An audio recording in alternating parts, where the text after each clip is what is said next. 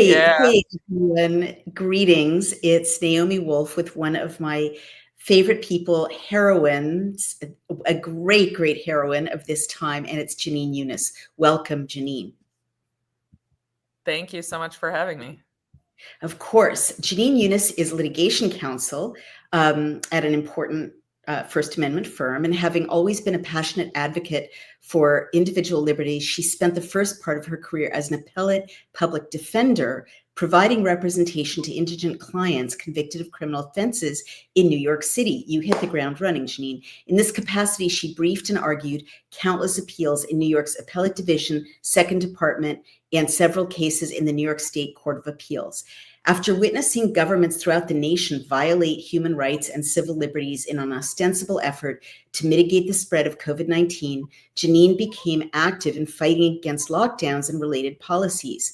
She has litigated against COVID-19 vaccine mandates and played a significant role in First Amendment challenges to the government's involvement in censorship on social media, including in Missouri versus Biden, a case initially brought by the attorneys general of Missouri and Louisiana, in which NCLA represents two of the co-signers, in which she helped to represent two of the co-signers of the Great Barrington Declaration, Drs. Jay Bhattacharya, now our NIH director, and Dr. Martin Kulldorff of Harvard. She led a successful effort to preliminary enjoin California's law punishing doctors for disseminating so-called misinformation about COVID-19 to patients. And she also served as senior special counsel on the House Judiciary Committee's Weaponization of Government Subcommittee's investigation into the government's role in censoring speech on social media. She's written for the Wall Street Journal, Tablet Magazine, Bloomberg Law, among other outlets. She has a BA from Cornell and a JD from NYU School of Law. And she's one of the most principled people I know.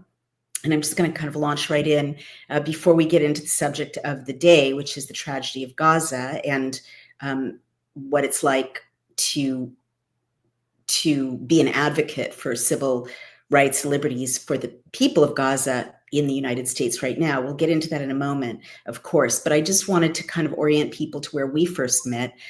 We met at the American Institute of Economic Research, where you and I would talk to each other in befuddlement in 2021, into, I think, 2022 as former lefties. You used to call yourself Lefty Lockdown on Twitter. Do you want to speak to that, your exile or emigration from the left, the same place I originated? Yeah, so I mean, I considered myself more or less on the left, even though I always had some disagreements with them. I mean, that of course I'm making generalizations, but I felt as though, in a general sense, the left was becoming too authoritarian and anti-free speech, and there were issues like I would disagree on, such as trans women playing in women's sports. And find myself ostracized just for saying, I think actually I agree with the writer of the op-ed who says, there are reasons maybe we should be skeptical of this. But nevertheless, I mean, I'm very concerned about like economic inequality, other forms of inequality. I generally am pretty like liberal socially. I'm pro-gay marriage, pro-choice, all of that stuff. So I considered myself more or less on the left. But then when COVID happened, I was pretty shocked because I thought it was a pretty basic application of sort of classical liberal principles to be opposed to the idea of allowing the government to just shut down to society, tell kids they can't go to school, tell people they have to shut their businesses down, they can't go to work. And then that was followed by mandates. So I ended up kind of, I don't know if I wanted to say, I don't feel as though I changed. I know a lot of people say that. I felt as though I was actually just applying the principles I already had. And most of the people around me were sort of falling for this authoritarian nonsense, partially out of a knee-jerk response to Donald Trump, thinking that like he cared about the economy and not lives, as though you can like separate those two things. So that's sort of in a nutshell. I ended up sort of working with a lot of people on the right, libertarian, but also conservatives. And that's where more or less I'm working these days. Wow. I remember that you and I would kind of touch base, sometimes day by day, right? Because we were both fellows there at this beautiful stone mansion on a hilltop. And and I think both of us were in a state of shock, because I guess what I'm asking is, could you have ever imagined that the people you thought were civilized, educated, liberal, lowercase l, European definition, open-minded, expansive, would be so authoritarian?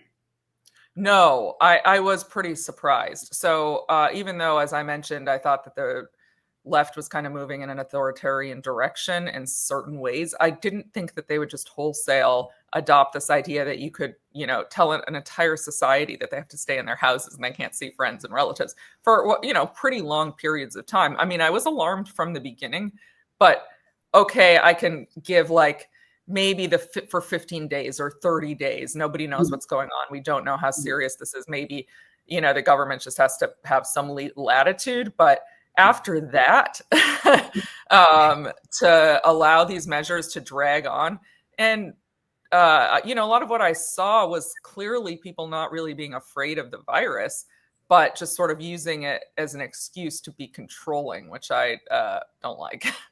Why do you think you were able to escape that kind of mind virus and that lust for control? I'm not sure, because I actually did have Trump derangement syndrome too. I really thought like Donald Trump was the worst thing that happened. And, I cried when he got elected, and I, continued to think he was just a horrible person. So I'm not sure. I, from a sort of common sense standpoint, it didn't make sense to me. Like, it was very clear that the people who were pushing the idea of lockdowns and mandates had not considered the downsides, or at least weren't including them in their assessments. They were only talking about mitigating the spread of the virus. And I'm like, well, wait a sec. If you're going to have such, if you're going to implement such significant measures, like shutting down all of society for months or even years in some places, you'd better be considering the consequences of doing that in terms of like supply chain disruptions, education, mental health, all of those things. And so that was very evident to me that this was just considering one factor, which you can't do when you make policy, and certainly not for long periods of time. Another thing is I had very strict parents, so I don't like it when people tell me what to do. I'm automatically, if someone's like, you can't leave your house, my first reaction is like, well, you have to give me a very good reason for telling me. Take away the this is really great background. Now we have to fast forward because we only have a limited time with you today, but I wanted to speak with you about Gaza specifically because I owe you a platform, essentially. And the reason I say that is I'm Jewish. You are descended, at least for part of your heritage, from Palestinians, and you have been championing or speaking up for the people of Palestine, and you've also been speaking up against encroachments on free speech in the name of under the guise of fighting anti-Semitism. So let's take them one by one. What do you want to use this platform to say about what's happening to the people of Gaza? Well, there's so much to say, it's hard to know where to start. Yeah, as you noted, my father is Palestinian. He grew up in the West Bank and emigrated to the United States in his 20s. Actually, my mother's father was German Jewish and fled Nazi Germany. So I have some connection in 1936 because he and his family were terrified of the Nazis. I have some connection to both sides. I think what's happening in Gaza is horrendous. Right now, the entire population of over 2 million people is being starved. There are no supplies coming in or out, nothing coming in or out. 50% of Gaza is under 18, so, children. And this is sort of classic collective punishment. I mean, the Israeli government is using them to basically pressure Hamas to release the hostages, supposedly. I don't actually believe that. I think that they would still be implementing collective punishment measures or trying to forcibly transfer them out of Gaza, and possibly even continuing this blockade, even if they did release the hostages. Obviously, I wish they hadn't taken the hostages. Nobody should ever take civilian hostages. I'm not pro-Hamas in any way at all. I never countenance violence, or especially against civilians. I don't countenance what Hamas did on October 7th or in keeping hostages thereafter. At this point, though, I mean, you can't, a government that calls itself democratic and Western and civilized can't collectively punish an entire population because of the actions of a militia group. So thank you. That was incredibly succinctly put. And it's such a morass that I appreciate you kind of identifying the key issue as crisply as you just did, and also acknowledging, because things quickly go off the rails, that no civilians anywhere should get caught up in military activities. Talk about what's going on, if you would, from the vantage point of international law, if you've looked at that. Is it legal to engage in collective punishment? Hey everyone, it's Naomi Wolf, and I have a message. President Trump is in the process of what he calls draining the swamp. But many in the MAGA movement and the MAHA movement are asking if he'll expose the entire pandemic.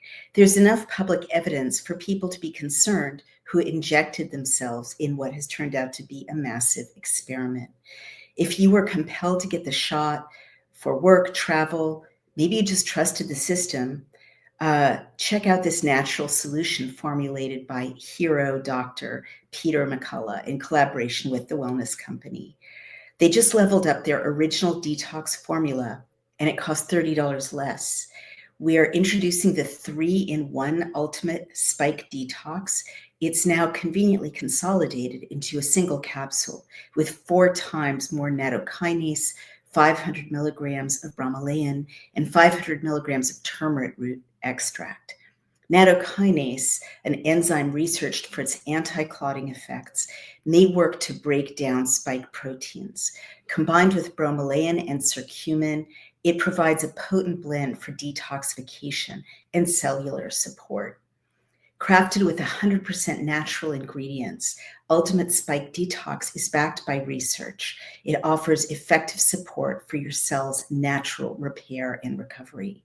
Experience the only formula approved and used by Dr. Peter McCullough, a top freedom-fighting doctor who risked it all to bring you the truth.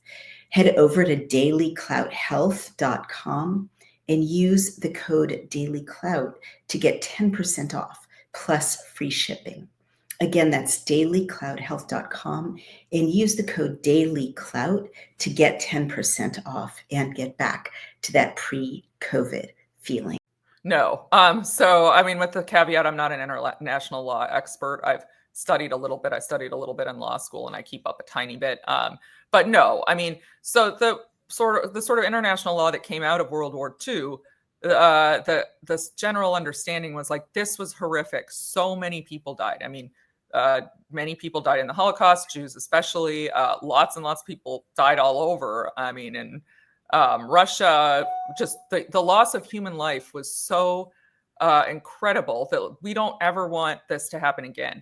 So the idea was to enact safeguards that sort of recognize the importance of every civilian life above everything. You know, we value human life, innocent civilians, above anything else, and we don't punish people for the actions of their government or because of their actions of other people in their ethnic group. You know, these are sort of very, very key principles that came out of it. So you can't use, I mean, both morally and under international law, you cannot use the punishment of civilians to pressure a government. Certainly not when you're talking about like starving them to death, as is happening now.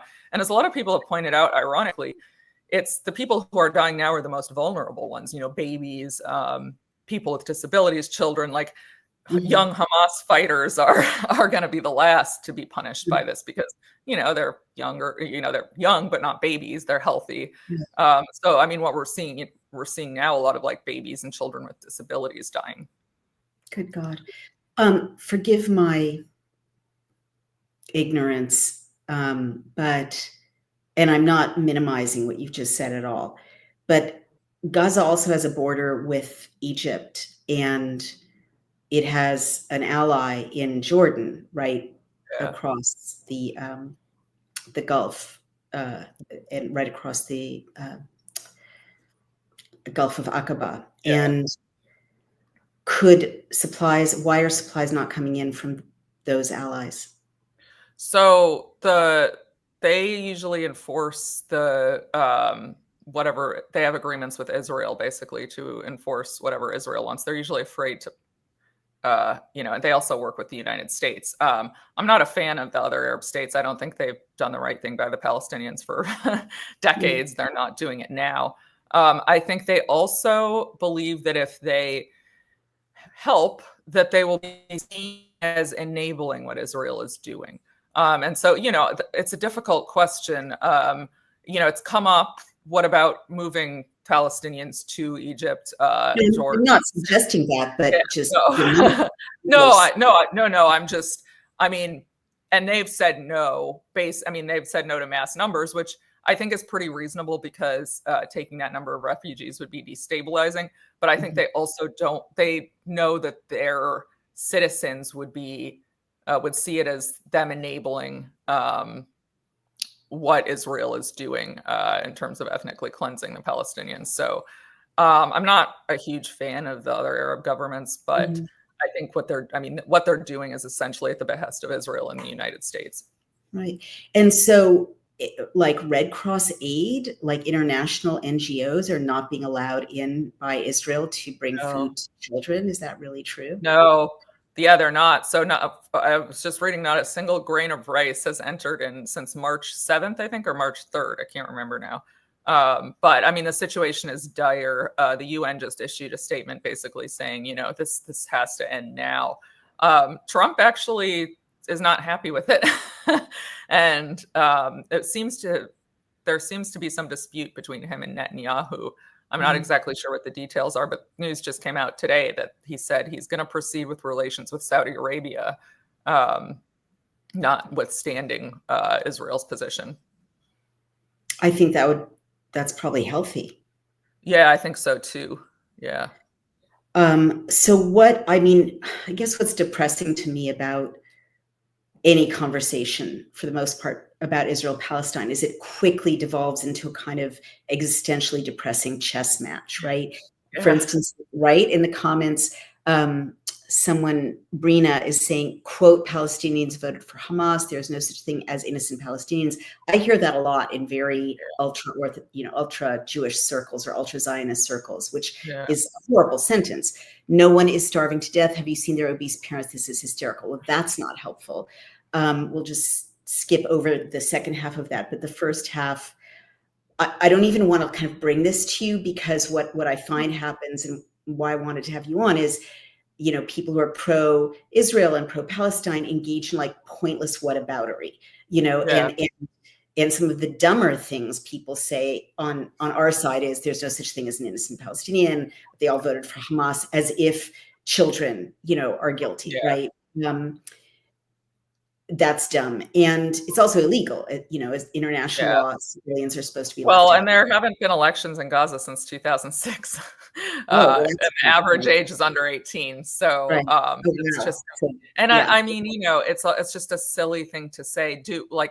Do we deserve to die because of the actions of President Trump or President Biden? That's totally ridiculous.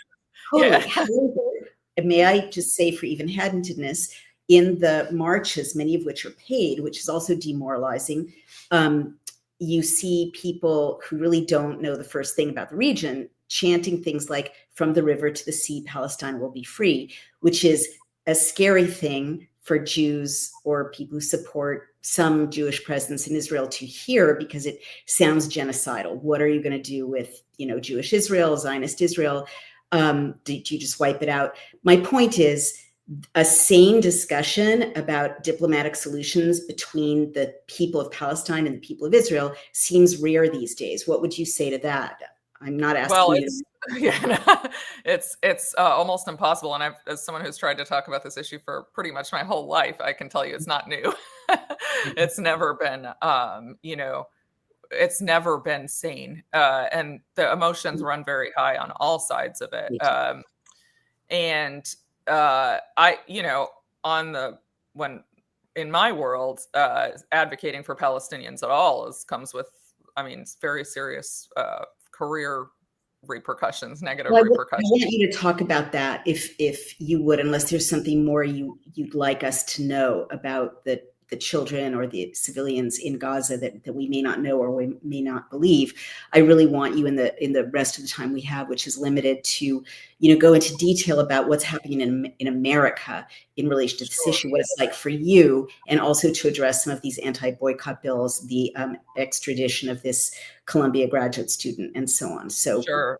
those as you. Well, if I may, very quickly before we end that subject, I mean, I do think one thing, and it's been hard for me to hear my whole life, as maybe people can imagine that it's Palestinians. There's no innocent Palestinian, and they're a cult of death, and this and that.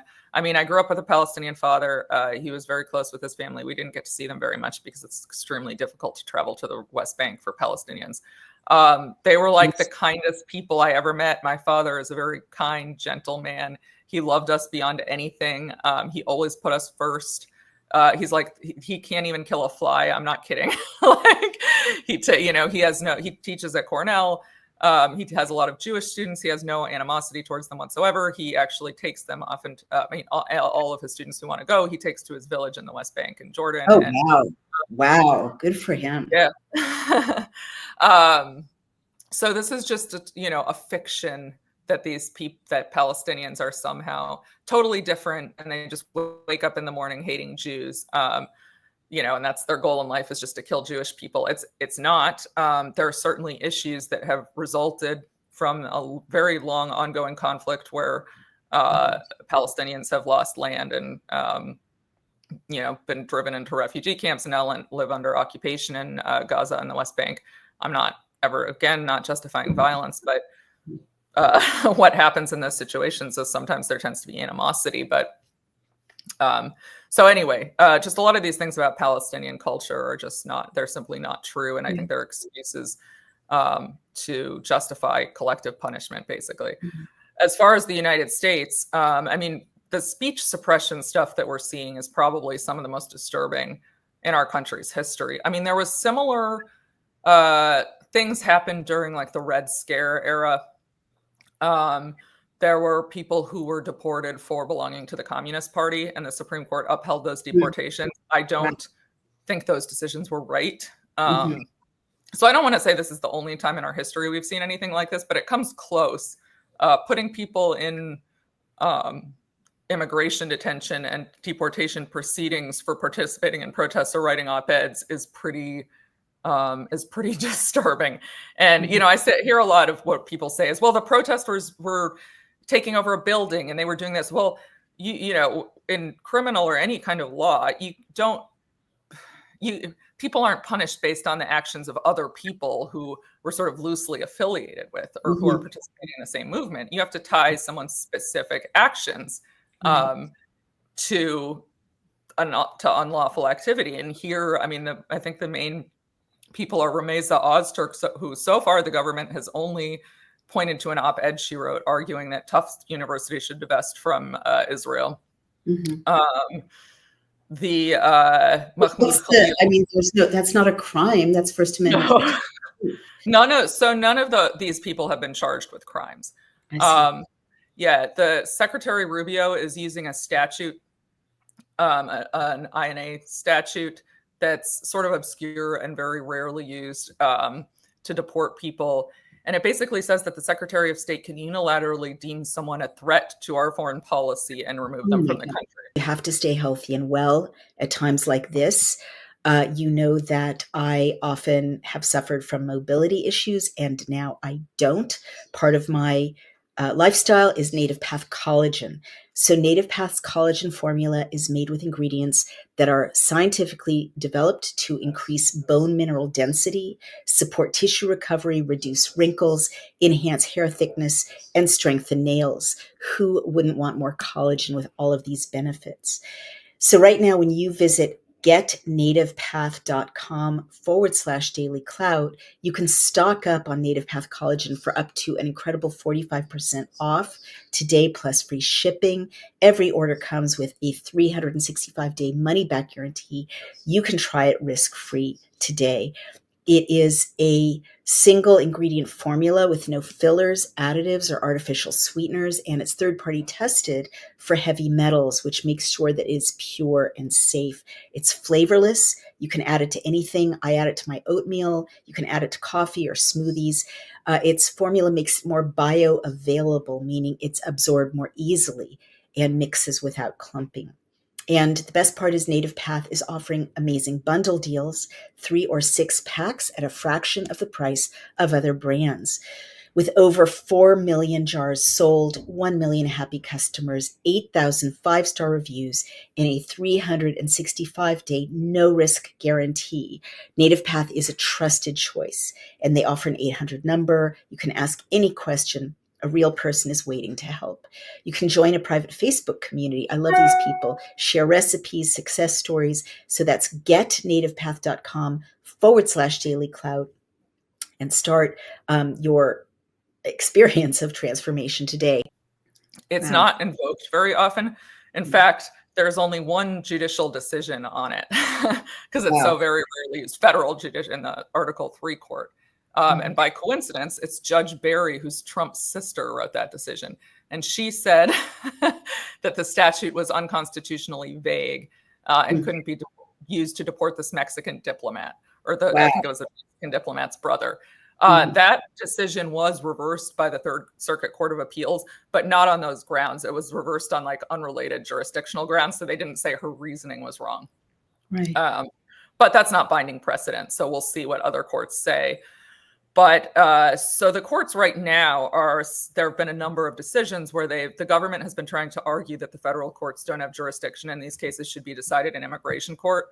And the federal courts have said, no, you can challenge the legality or the constitutionality of the statute in an Article 3 federal court, which is good. Okay, I see what you're saying. From the First Amendment perspective, it's good. Is that what you're saying? Yes. Well, yeah, because immigration judges, they're not independent. A lot of people don't know this. They're part of the executive branch. They're administrative. So they tend to just rubber stamp what the government wants. And they're also, they don't have the intellectual chops of Article 3 federal judges. So they wouldn't be well versed in the First Amendment or that kind of thing. So you're going into kind of a stratosphere of intellectual perceptiveness, which is your specialty, but to bring it down to earth for non-lawyers. The bottom line is it's good from your perspective, because otherwise we'd all, or people who might come to this country to teach or to work, might all be at risk of being deported because of our points of view, our peaceful First Amendment protected point of view. Is that the bottom line for you? That is. And so when some of my pro-Israel friends have sort of championed this, I've said, during COVID, I had a friend who was here on an H-1B visa from, I forgot what kind of visa, from Australia. He wrote for the Australian, and he's very anti-lockdown. He was writing against lockdowns and mask mandates. Under this theory, Biden could have said, this jeopardizes our foreign policy of fighting COVID all over the world, and deported him.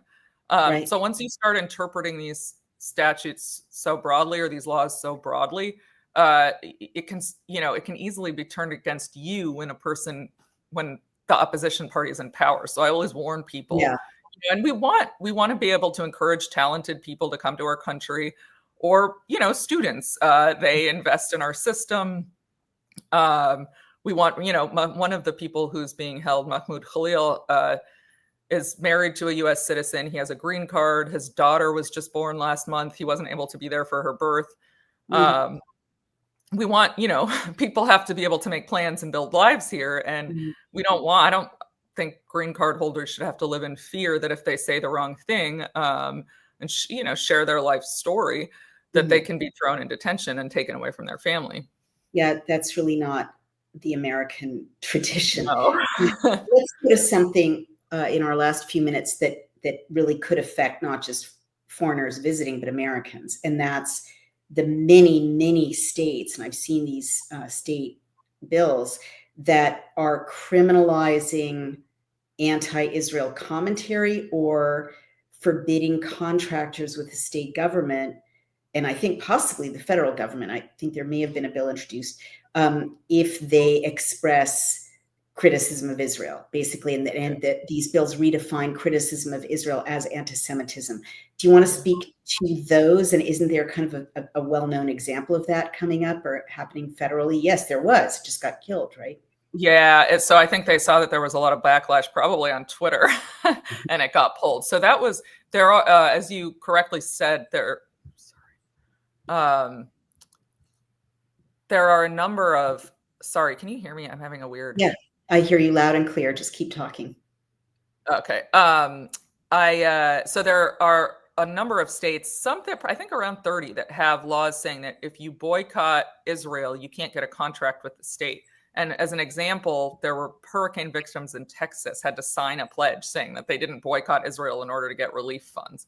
All of these are different state laws, so they might be applied a little bit differently. But obviously, that's boycott is considered encapsulated in the First Amendment, included in the First Amendment, sort of free speech, free expression, that sort of thing. People have tried to challenge these over the years, and what happens is the state will just say, okay, we'll let you have the contract so that they don't have to defend it in court, but it kind of exists to chill activity. So this was now escalated, and Representative Mike Lawler introduced a bill that would have criminalized boycotting Israel. It was it was sort of confusing language. So I'm not entirely sure if it could be applied to an individual or if it was only like a business, but basically carried a 20-year prison sentence, up to 20-year prison sentence, and $1 million fine for boycotting Israel. And that's not like in, receiving contracts from the state or something. That was just like outright. So that's really, shocking. I think the outrage was really palpable on Twitter, and even coming from the right, which they didn't expect. A lot of people were just like, wait a second, I might like Israel, but I also have the right to vote, to boycott it if I want. I don't like this. So they pulled it. So it didn't. And actually, Marjorie Taylor Greene came out really strongly against it. He was so excellent. I think Thomas Massey also spoke up. Yes, which is very good. I expect that from him. He's great. I mean, he is great. But it's a real. I mean, I don't want the anti-Semites to come out of the woodwork, which is a risk always when these things come up. But AIPAC's influence it is a scary thing, just like pharma's influence is a scary thing, or the influence of, China on our elected officials is a scary thing. And we should have our elected representatives be legislating for us and not for any foreign country. And I just want to say, before I ask my last question, as an American Jew, I find it very offensive that whoever is launching these bills, AIPAC or other, lobbyists, J Street may be, probably not, because they're more moderate, but I don't think so. Well, yeah, whoever it is, they don't have my consent to use redefine criticism of Israel as anti-Semitic. I might want to criticize Israel, and as they say, it's bad for the Jews, as my grandma Faye would have said. It's not good for us. Seriously, it just stokes anti-Semitism to have anti-Semitism be used to muzzle Americans. Now let's go to my last question, which is, what's it been like for you personally? Has it, like, here you are again, right? People who are around you that you thought were your friends or allies, or people who with whom you could have an honest civil conversation, things are probably fracturing along the Israel-Palestine lines, or, Jewish Muslim lines. What would you, I'm not saying you're Muslim, I'm saying, often. I'm not,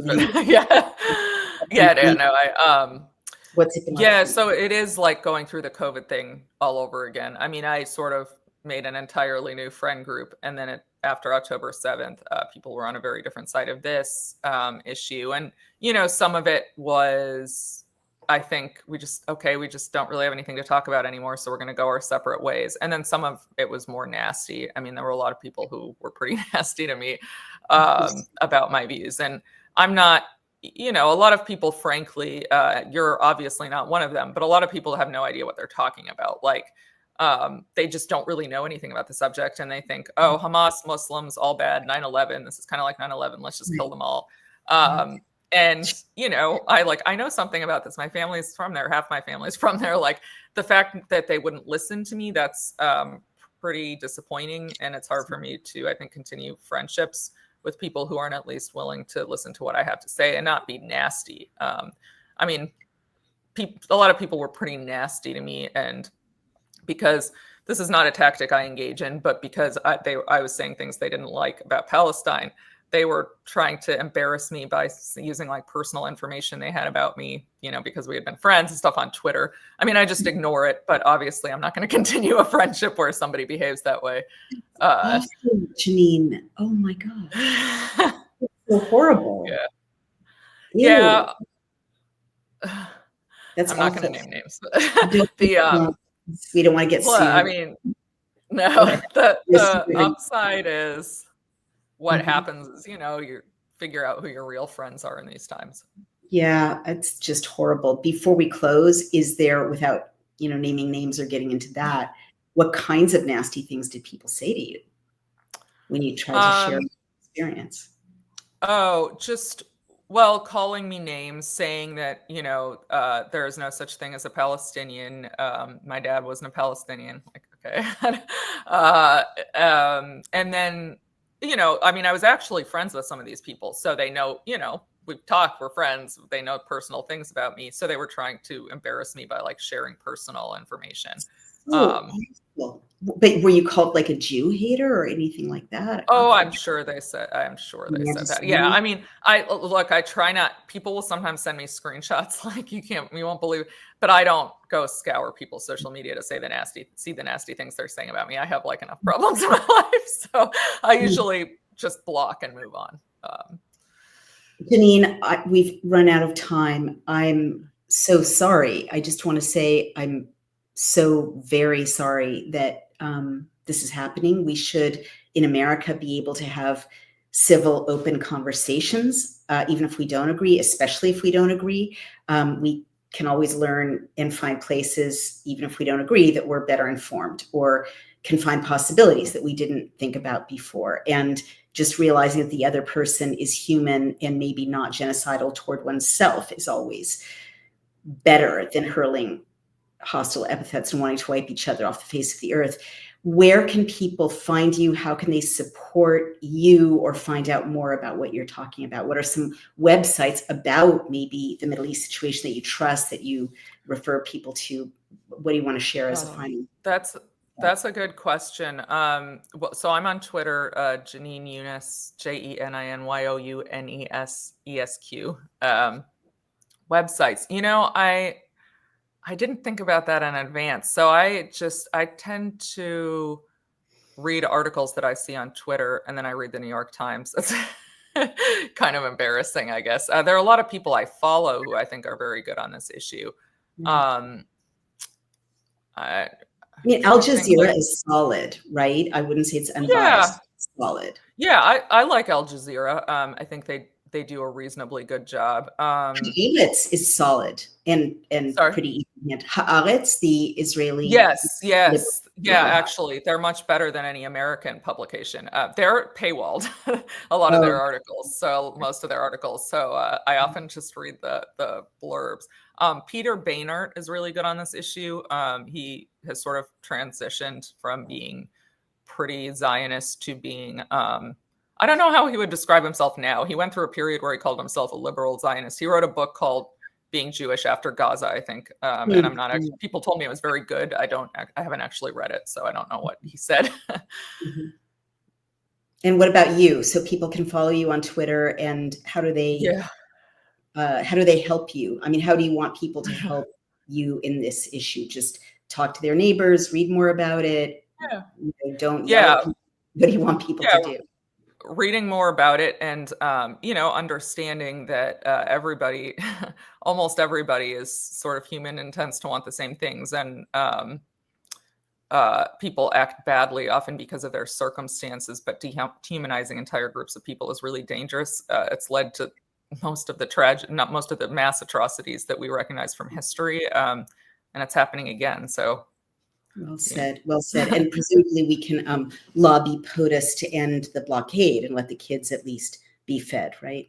Isn't that well, it looks, I just read before we started that something had happened there. I mean, Trump is insinuating that he has some plan to get aid into Gaza. So, I mean, if he would pressure Netanyahu, that would be huge because they, you know, the Israeli government depends on U.S. support, which is why protests are directed at our government, because we're essentially enabling what's happening. Right. Well, so much more to say, but I think you've enlightened us today, and you've done it with your characteristic wisdom, grace, and patience, and intellectual brilliance. So I want to thank you, Jenin Younes, and thank your family. The cutest baby of his generation has appeared in the Jenin Younes. And so we send him and you our love and our support, and come back anytime. Thank you for being with us. Thank you, Naomi. Okay, bye-bye.